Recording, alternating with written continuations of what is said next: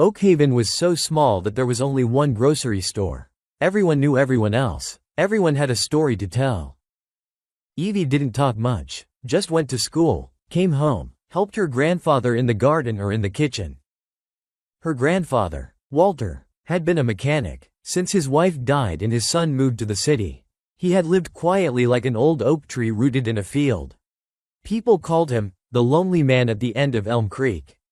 But to Evie, he was the world.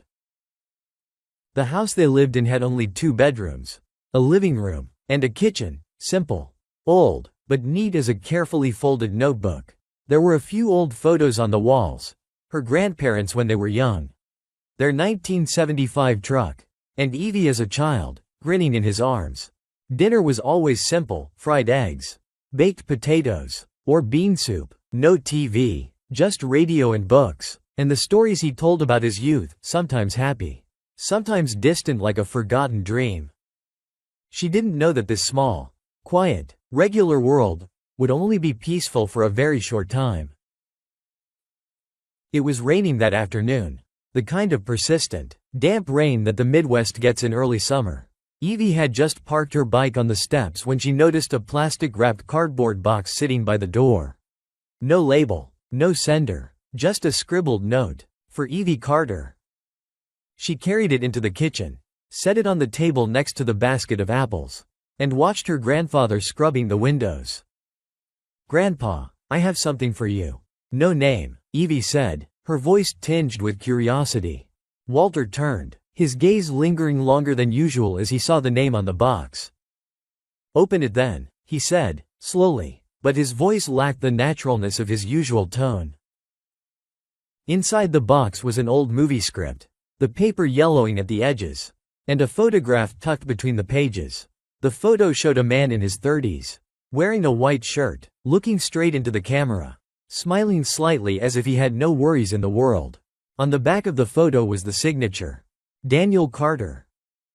Evie frowned. She knew that name. Daniel Carter was a famous actor. He had recently appeared in a television series filmed in Chicago. His face was on magazine stands, on the front page of People, even on the perfume commercials that ran between commercial breaks on the show Grandpa watched.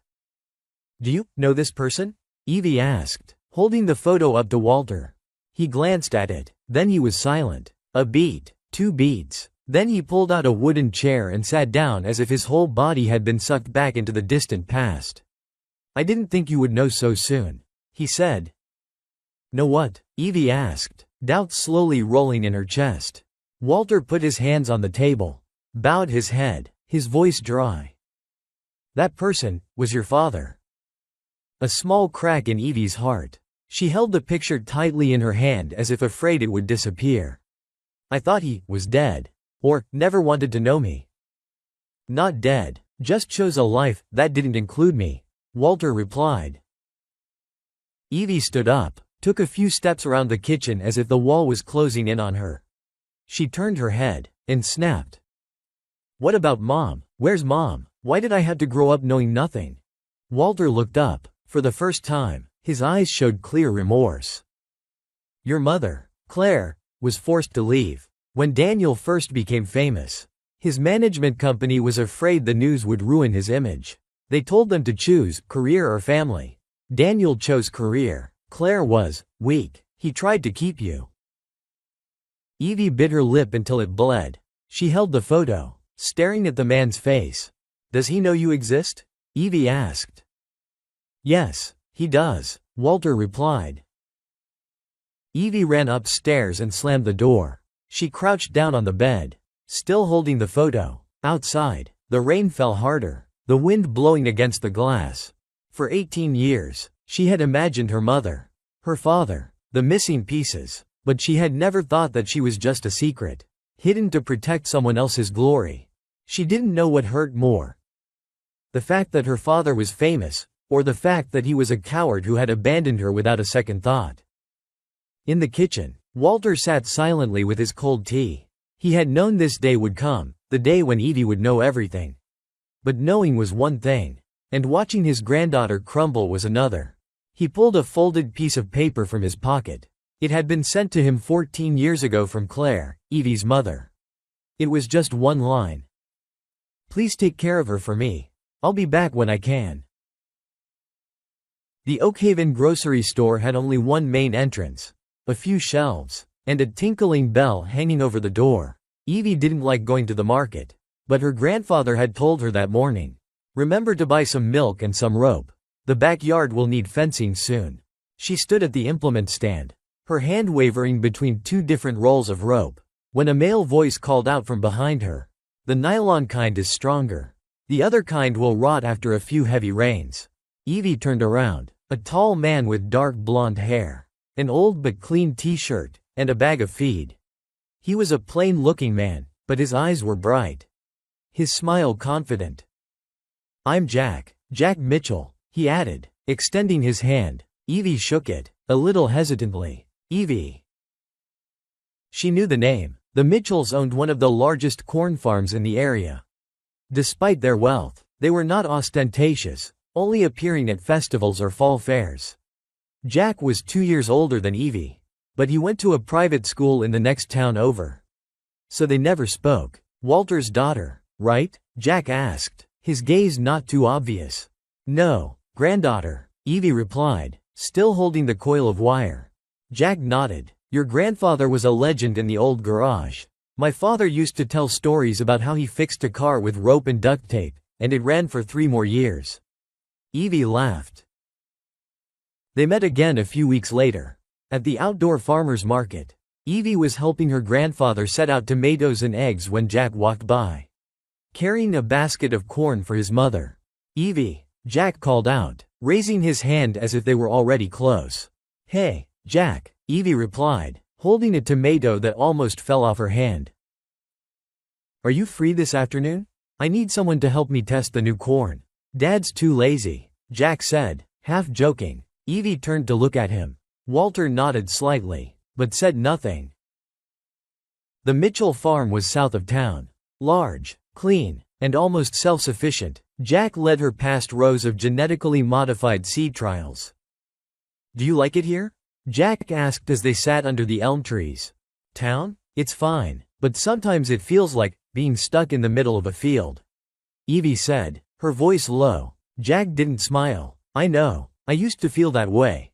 But lately, something's made me want to stay." Evie turned, meeting Jack's gaze. It wasn't urgent, it wasn't forced, but it made her feel a little more at ease in her cramped world. After that afternoon, they met more often, sometimes by accident, sometimes on purpose. Jack often found excuses to come to Walter's house, sometimes to borrow the pump, sometimes to ask for the carrot seeds he had bred himself. Each time, Evie would wait on the porch, holding a glass of iced tea. They had never held hands, never said anything clearly, but in the late afternoons, when the sun fell over the fields like honey, the silence between them said more than any words. Evie had never loved anyone, but she thought, if she was going to start with someone, Jack Mitchell was a trustworthy start. Evie couldn't pinpoint the exact moment when things began to change between her and Jack, only that things between them felt natural. Like when Jack walked across the field behind her house one day, stopping longer than usual to ask, "Do you want to learn how to drive a pickup?" They began to spend more time together. Late afternoons, after Walter had gone inside to read the paper, Evie and Jack would sit side by side in the back of the old truck, sharing a soda and talking about everything from genetically modified corn to her essay on the catcher in the rye. "You know, you're different from most people here," Jack said one day as they sat on a hill overlooking the town. "What's different?" Evie asked, glancing over. "In that I'm not trying to be someone else. I'm just me," Jack answered, his voice sincere. Evie said nothing, but her heart warmed strangely. Such words, not many, not flashy, made her feel more valuable than her mirror or her grades. Jack began to notice the little things. He remembered Evie's preference for waffles instead of pancakes, or the way she always sat by the window in restaurants. He also knew when she bit her nails that she was nervous, and often offered her his hand for her to hold if she needed it. Evie, on the other hand, began to trust him. She told him about the times her grandfather had been in the hospital and no one had noticed, about the loneliness of sitting alone in a class with friends and no one really listening. And Jack listened, not interrupting, not rushing to give advice. Just being there. One afternoon in early fall, Jack took her to a small lake hidden behind a grove of pine trees, a place where few people went. They brought sandwiches, an old radio, and 2 cans of root beer. "Where would we go if we could get out of here?" Jack asked as the sun set over the lake like a shimmering layer of honey. "Colorado. Or Oregon. I like mountains, big trees, and no one knows who I am," Evie answered, then looked up at him. "What about you?" "New York. Or wherever I am," Jack said, his eyes never leaving her. That didn't make her blush. It made her want to believe that something good was real. After that day, everything between them seemed to be tacitly confirmed. Jack took her hand as they walked down the steps, without asking permission, without hesitation, and she didn't pull her hand away. They didn't say they loved each other. They didn't promise, but they both knew this feeling was growing. With each day, with each gust of wind blowing through the porch, with each time their eyes missed a beat. Mr. Walter knew, from the more often Jack came, from the way Evie smiled softly when she texted, from the way she put on lipstick, even if it was just lip balm, when she left the house. But he didn't interfere, only occasionally reminded her, "Daughter, a true man never makes you prove your worth." Evie nodded, smiling, but she thought, "I believe Jack is not that kind of person." Today, unexpectedly, it started raining when they were more than 2 miles from Evie's house. The summer rain poured down suddenly, rushing like someone had thrown open a skylight, carrying with it the sweltering heat and the smell of dry earth. "Oh shit," Evie exclaimed, watching the large drops of rain begin to wet her hair. Jack turned, pulling her hand. "The old shack is near here, at the edge of the field. Hurry."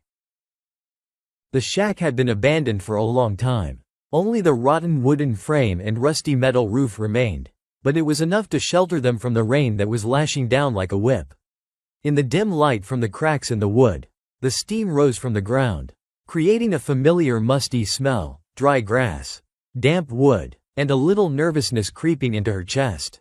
Evie stood against the wall, her wet shirt sticking to her skin. Her hair was down, droplets of water running down her neck, disappearing into the thin hem of her shirt. Jack stood opposite, silent. The space between them was silent, but filled with an unnameable feeling. "Are you cold?" Jack asked, his voice soft. Evie nodded, but did not answer, not because she was cold, but because her heart was beating too fast. Jack stepped forward, gently taking off his jacket and draping it over her shoulders. His hand touched her shoulder lightly, enough to make her shiver. Their eyes met. There was no distance, no reason. When he leaned down, the first kiss was not rushed. It was a search, slow, trembling, and honest. Less than break time equals 0.5s. "Do you agree?" Jack asked. Evie said nothing, just leaned into Jack's arms as if to agree.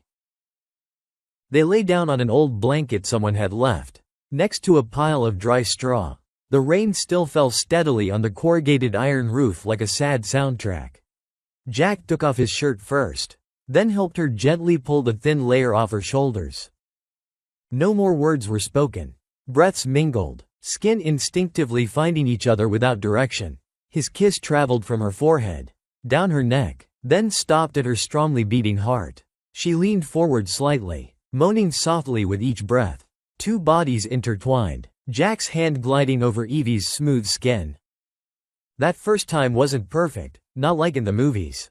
But it was theirs. It was the crystallization of afternoons of conversation, of touching hands while stacking farm tools, of wordless glances. That feeling, fragile, but real, as if the whole world paused for 2 hearts to touch each other. Unhindered, unhidden. When everything calmed down, they lay side by side in silence. Evie rested her head on Jack's arm, eyes wide open looking up at the tin roof dotted with light from outside. "Do you think you'll regret it?" Evie asked, her voice as soft as the sound of rain. "No," Jack replied, then turned to look at her. "What about you?" Evie was silent for a moment, then shook her head slightly. They didn't know that that night, a night that seemed to belong only to the 2 of them, would become a landmark. Not because it was wrong, but because everything after that was no longer intact as it had been at the beginning. But at that moment, in the gentle sound of rain, in the middle of an old, tattered tent, they fell in love with all the innocence that youth could muster. The next morning's sunlight filtered through the narrow wooden gap of the tent, painting Evie's hair with pale gold streaks. There was no more rain, just the chirping of birds and the familiar sound of wind blowing through the dewy cornfields.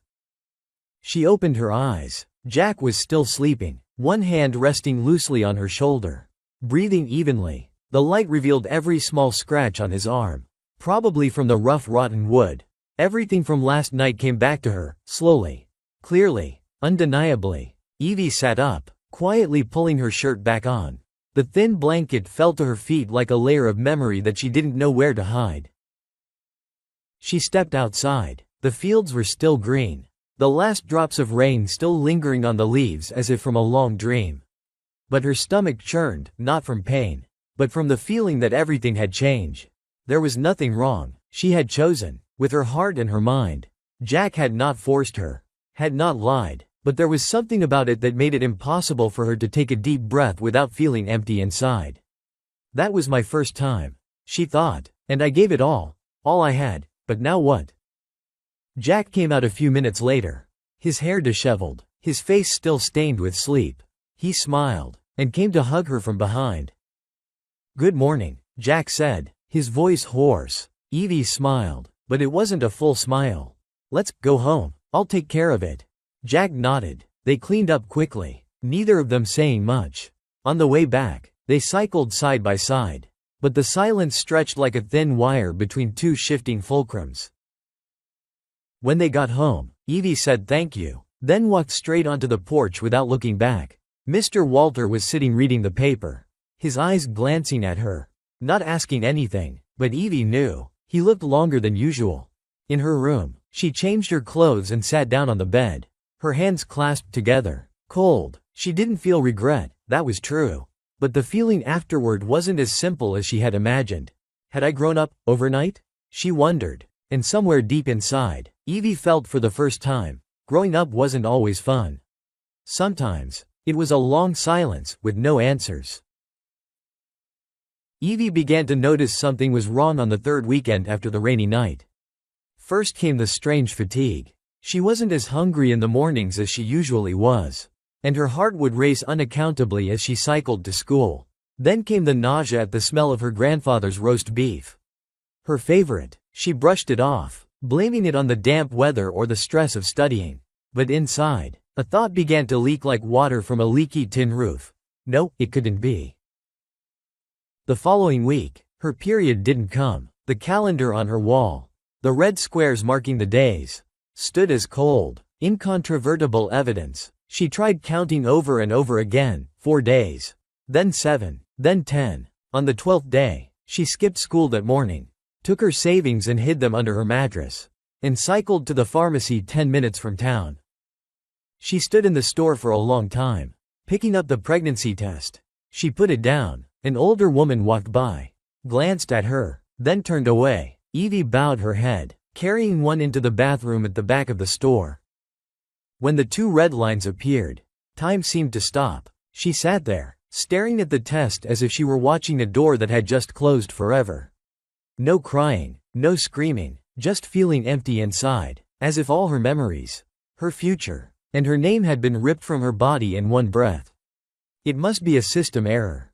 A faulty test. I'll try again. Tomorrow will be different. I still have time to wake up from this dream. But Evie knew, deep down, that everything had changed. When she got home, she hid the test in her desk drawer, among unsent letters and some old essays. Walter was chopping wood in the yard, his shirt soaked with sweat, oblivious to her pale face as she passed the porch. Evie spent the afternoon like a shadow, helping him cook, clearing the table, washing the dishes, all out of habit, without a sigh. But at night, lying in bed, she curled up like a child and forced herself not to cry. If she cried, it would all be more real. What am I going to do? Mom, what am I going to do? The next day, she texted Jack, "Evie, I need to see you. Alone." They met behind the school, where the old maple tree shed its leaves early. Jack smiled when he saw her, tried to put his arm around her shoulders like he always did. But she stepped back. "I have something to tell you," Evie began, her grip tightening. Jack paused, looking at her seriously. "I'm late. More than 2 weeks. I tested. There's 2 lines," Evie said, her voice low as if she were talking to the wind. Jack swallowed, his eyes fixed on the space behind her. "Are you sure?" She nodded. "Very sure." He took a step back, his hands on his hips. "Fuck, can't you be sure it's mine?" Evie felt slapped. "What are you talking about? You're the only one. I've never," she choked. Jack didn't look at her. "Evie, I don't understand. If this gets out, if anyone finds out I'm Daniel Carter's child, his career is over. Mine is over." Evie took a step back. Her heart was pounding. "Are you threatening me?" Jack looked at her, panic, a little defensive. "I'm not threatening. I'm telling the truth. You need to keep quiet. At least, until I figure out a way." Evie felt something shatter. Part of her faith, part of her innocence, and her newly loved heart. "I see," she said, then turned away, not waiting for his response. Evie couldn't sleep all night after her brief conversation with Jack. His words, the words and the tone, replayed over and over in her head like a stuck record. "You need to be quiet. I'll figure it out." No apology, no hug, not even a hint of the boy she thought she could call home. The next morning, the sky was overcast. Evie rode her bike straight to the Mitchell farm. She didn't need an appointment. She didn't want to wait. She had no patience for half-hearted words. Jack was carrying bags of hay from the barn to the truck. When he saw her, he stopped, unable to hide his confusion. "Evie, what are you doing here?" "It's not convenient now," Jack said, his voice low. "Not convenient? Or do you not want anyone to see you here?" Evie asked, her eyes fixed on him. Jack sighed, setting the hay down. "What are you doing here? It's done. There's no going back." "I'm not going back. I want to know what you're going to do. Are you going to tell your parents? Or my grandfather? Or just leave me pregnant alone and keep quiet until it's over?" Evie pressed. "Keep your voice down." Jack looked around warily. "There are a lot of people working here. So what? What are you afraid of? Afraid that people will find out that Mr. Mitchell's son got his girlfriend pregnant and then denied it?" Evie said coldly. Jack moved closer, lowering his voice, whispering as if she were a threat. "Evie, you don't understand. If anyone finds out that you're Daniel Carter's daughter, I'm done. My father is done. He's invested in politics. You think your father won't be affected?" Evie took a step back, stunned. "So it's all because you're afraid of what you'll say? You don't care what I am? Don't care about the baby? You're just afraid of losing face?" Evie said, tears welling up in her eyes. "I do care, but you have to stay awake. Think about it. If you tell, Daniel Carter's career will be ruined. The press will find out. And then, no one will be at peace." Jack said, his voice heavy as if he was trying to convince himself. Evie couldn't hear clearly anymore. Her heart felt like it was being squeezed. The man who once kissed her in the sunset was now using his fame and power to silence her. "Do you know what disgusts me the most?" Evie said, her voice trembling with anger. "It's not that you're afraid. It's that you're afraid of someone else. You're not afraid of abandoning me. You're just afraid of being seen as an abandoner." Jack fell silent. Evie gasped, clenching her fists.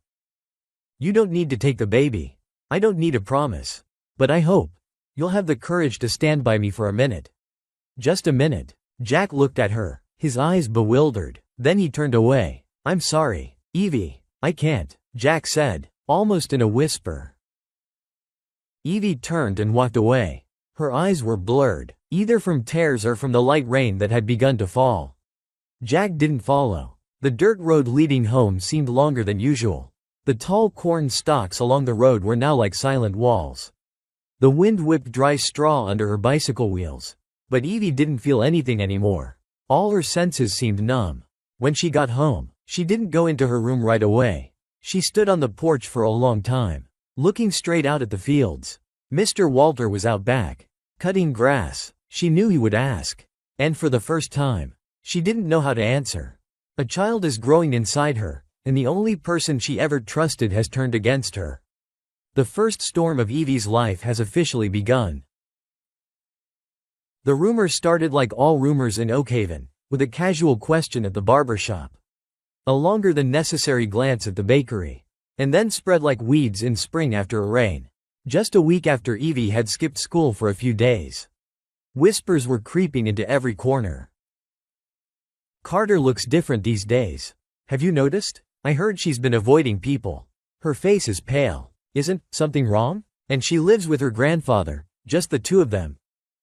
The last sentence was always said in the softest whisper, as if she knew she was being mean. Evie could feel the eyes of the town beginning to change. At the drugstore, the clerk stopped smiling. In the classroom, some of the girls started avoiding her gaze when she walked in. Even the woman who greeted her at the greengrocer's just nodded and turned away quickly. But the worst part was when she heard a group of middle-aged women talking outside the church. I'm not sure, but it's strange that she never leaves town. Where's her husband? Oh, yes, he never had a husband. And old Walter, who knows? Evie stood behind the trees. Her heart clenched. The words were like small needles, not stabbing straight in but cutting around, leaving a bleeding wound that no one saw. That evening, she sat quietly in her room, while Walter sat in his rocking chair on the porch as usual. No one said anything, but Evie knew he had heard, because the next morning, he brought home a copy of the local paper, his hand still shaking as he turned the pages. A small piece of news. No one signed it, but the words were clear. The niece of Mr. Walter Carter, who lives alone at the end of Elm Creek Road, has recently been rumored to be pregnant. The father is unknown. The villagers hope that Mr. Carter, as guardian, will soon clarify the matter. Walter put the paper down on the table, put his hand on his forehead, said nothing. Evie walked into the kitchen, saw his eyes, not angry, not surprised, just heavy, very heavy. Do you know what they say about you? Evie asked, her voice choking. I heard, Walter replied. I'm sorry, she said, and tears fell before she could lift her head. He did not hug her, but he stood up, walked over, and put his hand on his niece's shoulder. It's not your fault. It's those who open their mouths before they open their hearts. Evie looked at him, seeing a protectiveness in his eyes that needed no explanation. But she also felt the pain of a father being suspected of loving his niece too much in a town not kind enough to understand kindness. From that moment on, she knew. It wasn't just her who was suffering. It was the man who had spent his life protecting her from the wind and rain, now being beaten by the very place he had lived his whole life. Walter Carter was not the type to get angry easily. All his life he had been known as a quiet, neat man, who knew how to bend his head at the right time to avoid waves, and raise it at the right time to fix something that was broken. But the morning after reading the article, he did not go out into the garden as usual, nor did he turn on the radio or make coffee. He sat silently at the wooden table, his hands clasped together, his eyes fixed on the cold cup of tea in front of him. Evie quietly poured more water, placing a hand lightly on his shoulder. I'm sorry for dragging you into this, Evie said, her eyes red. Walter did not turn to look at her right away, but his voice was hoarse as he spoke. People don't need proof to believe anything. They just need someone to blame. He looked up, looking straight into her eyes. For the first time since the rumor broke out. But I'm not ashamed, Evie, not for a second. That afternoon, Walter rode his bike into town. He stopped at every familiar shop, from the grocery store to the gas station, and then stopped in front of the church. No explanation, no defense, no begging for anyone's trust. His presence alone, back straight, eyes bright, was a silent declaration. I'm not hiding, and I'm not a coward. People fell silent as he passed. Some bowed, some glanced at each other, but no one said anything. No one dared to look at him for too long. That evening, Evie found him sitting on the porch, his old baseball cap partially covering his eyes. She sat next to him. They didn't say anything for nearly half an hour, until he spoke softly, as if to himself. The world's mouth is only as sharp as you let it cut. As for me, I just need you to stand firm. That's enough. Evie didn't answer, but she rested her head on his shoulder. For the first time in weeks, She felt safe, not because everything would be okay, but because even if it wasn't, someone would choose to stay with her. Claire Carter returned one July morning. The previous night's storm had left the ground wet and the air stifling. Evie was washing dishes in the kitchen when she heard a car stop on the porch. She glanced out the window. A black SUV. Shiny and unfamiliar. The woman got out of the car, wearing a simple beige coat. Her dark brown hair tied back. Her face tired but exquisitely beautiful, as if it had belonged somewhere else entirely. Evie stepped out onto the porch, her heart pounding. The woman looked at her, standing still for a few seconds as if she couldn't breathe. "Evie?" Her voice was hoarse and trembling. Evie didn't answer. Her eyes stopped on the woman's eyes, hazel, just like her own. Walter came out of the back garden, a hoe in his hand. When he saw the woman standing on the porch, he froze. His face, always stoic, paled. "Claire," Walter said, his voice hoarse, like wind against an old cliff.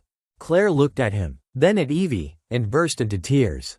"I'm sorry. I didn't come sooner. I had no choice. But I'm here now. Really here." Evie stood rooted to the spot. She didn't know whether to run or turn away. All her life, this woman had been a blank space, and now that blank space stood before her.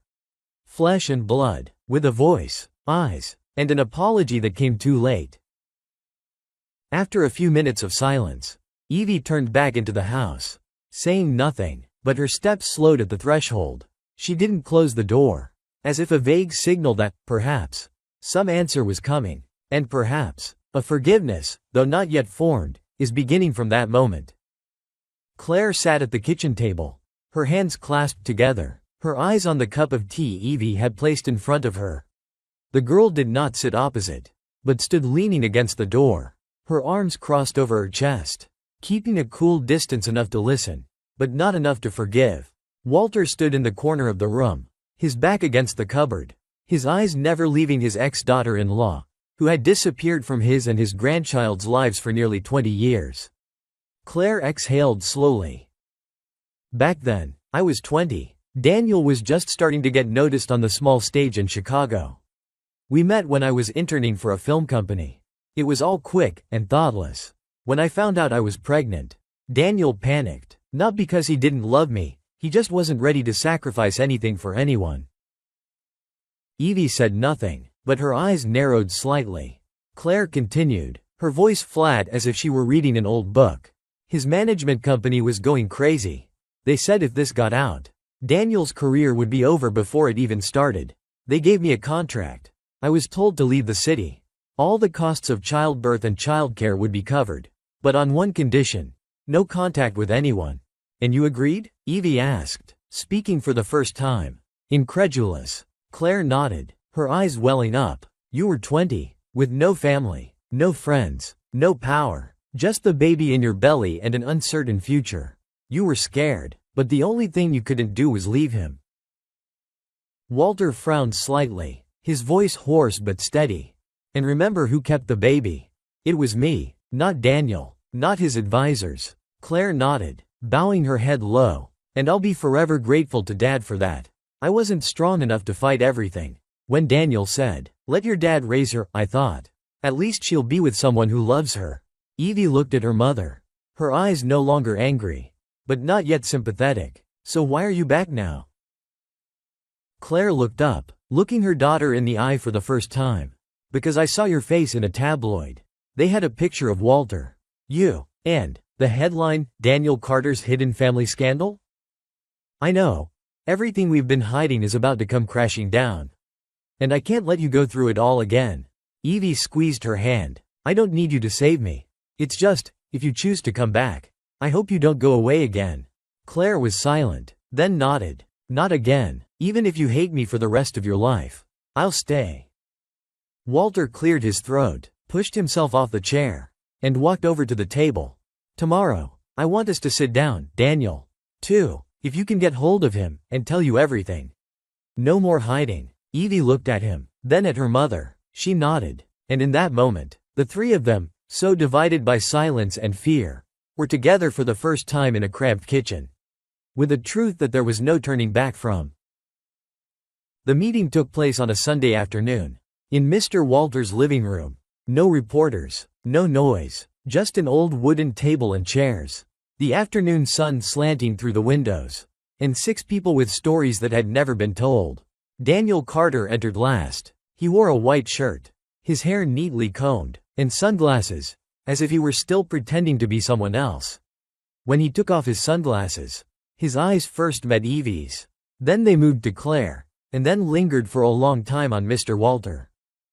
"I'm not here because I have to," Daniel began. "I think it's time to get this straight." Evie sat still, not nodding, not shaking. Jack sat 2 seats away, his eyes averted. His parents, Mr. and Mrs. Mitchell, sat straight, not hiding their tension. Claire was the first to break the silence. "Evie's pregnant. She needs to be protected, not blamed, and this has gone beyond the family. The problem is, if the press finds out, it'll be a scandal." Mitchell interjected. "Carter will be dragged into it. Mitchell won't be spared either." Walter slammed his hand on the table. "Scandal? What scandal? My daughter's back, my niece is pregnant, and the other guy's denying it. No one sees the moral issue. Only the image issue?" Daniel sighed, as if trying to keep himself calm. "I didn't know Evie existed, all those years ago. Claire hid it from me." Claire smiled faintly, not bothering to argue. "You forgot you signed a contract requiring me to disappear?" Evie spoke up. "I don't need anyone to justify it to anyone. I just want 2 things right now. The truth and responsibility." She looked straight at Jack. "You said you loved me. Now here I am, carrying your blood, and you haven't said you're sorry." Jack looked up, his lips pursed, and the words came out as if they were clawed from his throat. "I'm sorry, I really am, but I can't fight my family."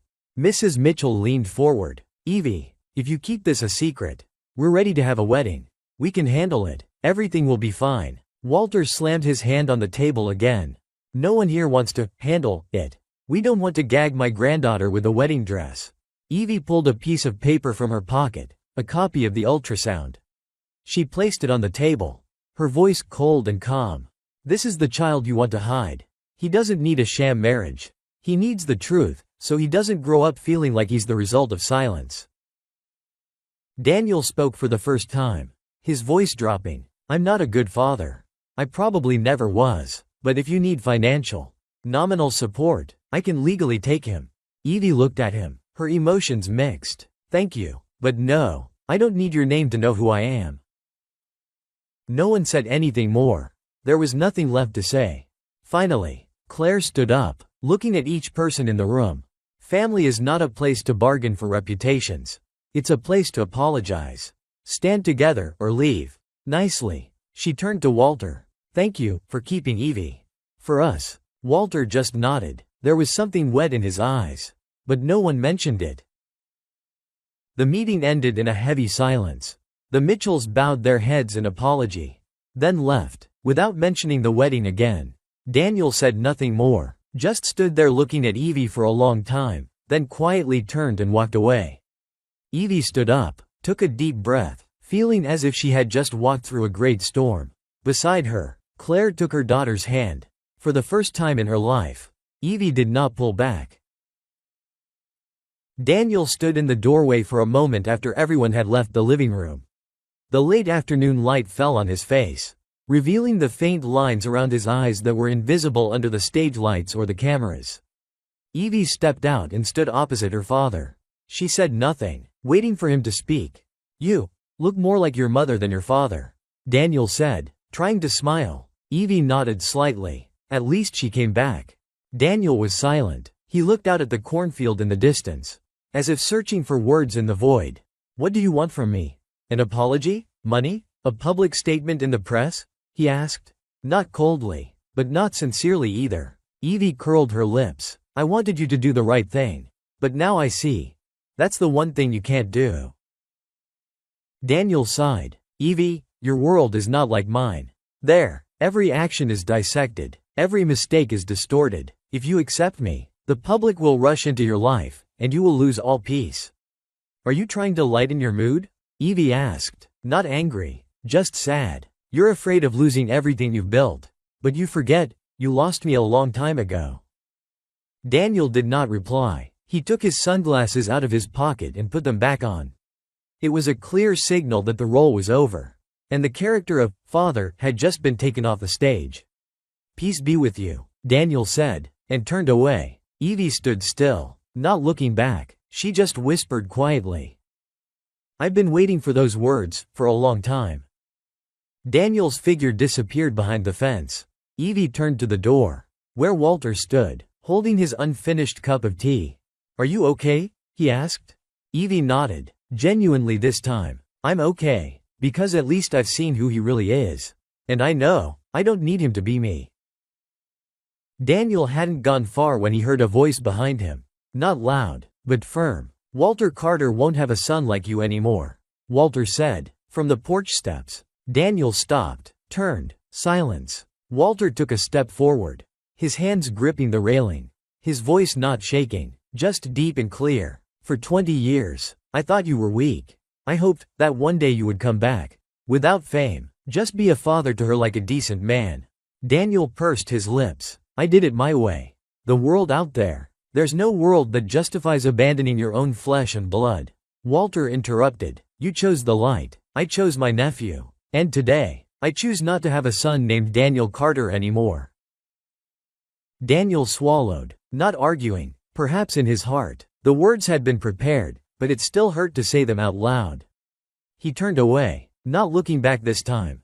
As for Walter, he stood straight on the porch steps, his hands down, his eyes distant, not out of anger, but because something had died inside him. Silently and forever. 2 days after the family meeting, the Mitchells arrived at Walter's house, unannounced. Jack was not with them. Only Mr. and Mrs. Mitchell were there, neatly dressed, their eyes determined. They were invited into the drawing room, but no one sat down. There was no tea, no pleasantries. "We came to make our intentions clear," Mrs. Mitchell began, her voice so calm it was almost emotionless. "Jack is not mature enough to handle this.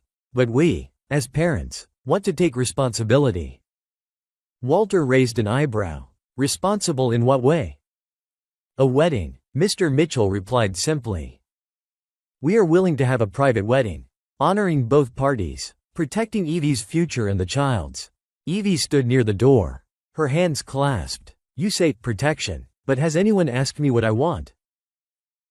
Mrs. Mitchell paused, then turned. "We only want the best." "The best for whom?" Evie asked, her eyes beginning to glisten. "For me, or for your family's picture in the local paper?" Walter stepped forward, his voice was soft and sharp. "My family does not sell a child for honor. If you've come here to ask for a hand in marriage for love, you've come to the wrong house." No one answered, and no one was seen off as they left. That evening, when the house was lit only by the yellow light from the kitchen, Claire put her hand on Evie's shoulder. "If you want to get married, I won't stop you." Evie shook her head. "I don't need the pity of a wedding." Walter added from behind, his voice low but clear. "The Mitchells didn't ask for a wedding out of love. They asked for a wedding to stop a scandal." Claire nodded. "We don't need them." Evie looked at her mother, then at him. Her eyes seemed to be fueled by 2 generations that had been silent for too long. "Then I don't need a promise either. I just need the truth to be told." Walter patted her shoulder. "Then tomorrow morning, I'll make them tell you." News spread quickly after the meeting. Not in the malicious whisperings of the past. This time it was the truth. Jack had admitted that the child was his, and that the Mitchells had offered to marry him to settle things down. The townspeople of Oakhaven did not say anything, but they began to change their views. The baker, who had looked at Evie with half pity, half judgment, was the first to stop by Walter's house on Saturday morning. She brought a loaf of warm bread. "You're a brave girl," she said, not looking Evie in the eye for long, but speaking in a matter-of-fact tone. Evie smiled. "You're just being real." A few days later, the mayor knocked on the door, carrying a bag of autumn seeds. "I heard the story. I was wrong. About you. About you." Walter did not answer, only nodded, but when he closed the door, his eyes were filled with tears. Not because of the seed, but because after all these years, kindness has returned. The town no longer fell silent as Evie walked through the market. People began to greet her again. No one could erase what had happened. But from now on, at least Evie, and the child that was to come, would no longer be defined by gossip. Autumn came earlier than usual. The maple leaves fell all over the porch, creating a red-gold carpet that Evie couldn't bear to sweep away. She walked slowly down the path to the garden, her hand resting on her belly, where the baby had begun to move gently every night. Knocking on the door of the world with tiny breaths. Claire was cutting tomatoes in the garden, her hair tied up, her hands in gardening gloves. The scene would have been unimaginable to Evie a few months ago. The mother she thought had abandoned her now bent over picking vegetables, cooking, shopping, as if she had never left. She likes sweets, I bet, Claire said, looking up, smiling. Evie smiled. How did you know it was a girl? Claire shrugged. A mother's intuition, trust me. Inside the house, Mr. Walter sat quietly reading the newspaper. The tea was steaming, the radio playing classical music, the sound that had been the background for so many years of loneliness. Now the anchor between the three of them. No one mentioned Daniel, or Jack, no one needed to. Life had filtered out those who needed to leave, and kept those who knew how to stay. Evie made him tea. Claire cleared the table. Each gesture was gentle, small, but together they formed a new life, simple, and no longer hidden. That evening, the three of them sat on the porch. Claire knitted a sweater for her granddaughter. Walter occasionally adjusted the radio. Evie rested her head on the pillow, her hand stroking her belly, listening to her baby move. Who do you think the baby will be like? Evie asked. Walter chuckled. I hope it has my stubbornness, your kindness, and a little of your patience. Claire laughed. I've never seen you be patient with anyone but me. Evie closed her eyes and took a deep breath. And for the first time in a long time, she felt like she was in the right place at the right time. Not because everything was perfect, but because she didn't have to pretend anymore. The next morning, the sky was clear. Evie left the house earlier than usual. She stood on the porch steps, her arms around her belly, her eyes looking east, where the sun had just crept over the horizon, dyeing the cornfields a soft yellow. A thin layer of dew still clung to the leaves, and birds chirped to announce the new day. Inside, Mr. Walter was pouring tea. Claire busied herself preparing breakfast, occasionally whistling softly along to an old song. Evie smiled. She didn't know what the future held. She wasn't sure how many challenges lay ahead. But right now, this place, in the old wooden house, in the middle of the fields, with imperfect people who chose to love her, was the starting point she trusted. She bowed her head and whispered, "Hello, baby, I'm ready." Thank you for listening to Evie and Grandpa's story. What do you think about this story? What do you think about Ivy's dad? Leave a comment below. See you in the next story. Team Daily Unexpected Stories.